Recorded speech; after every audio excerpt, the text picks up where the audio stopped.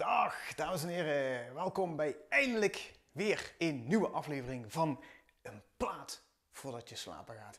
Ja, en om te voorkomen dat dadelijk de hele inleiding langer duurt dan het nummer, ga ik snel laten zien welke kleur het deze keer is. Het is een schitterende groene plaat van de Rachende Mannen. Ja, Bob Fosco en de Rachende Mannen. Zoek daar maar eens alle informatie over op. Die maken echt gewoon hele vette, coole muziek. Maar volledig in het teken van vandaag, de Amstel Gold Race, dacht ik, dan is er maar één nummer wat we kunnen draaien. En dat is Kneed. Veel plezier.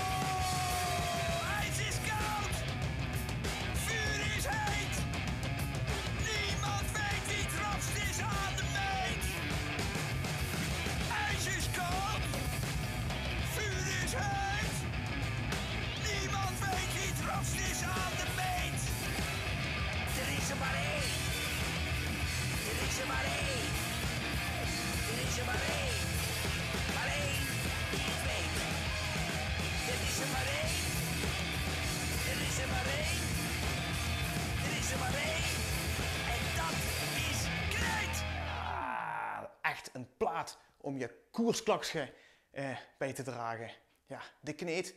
De Kneed was vandaag niet het rapst aan de meet. Dat was Pogačar. Heerlijke koers gezien, mocht je de koers hebben gevolgd. Maar dat is totaal iets anders. We hebben het hier over muziek.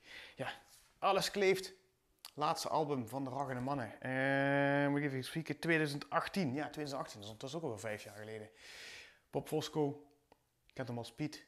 Ik ken hem als Hakkebach, vandaar Schabbertje. En misschien ken je de Rachende Mannen wel ook van poep in je hoofd. En zo niet, moet je het zeker eens gaan opzoeken. Nou, verder rest mij nog maar één ding te zeggen. Keep safe.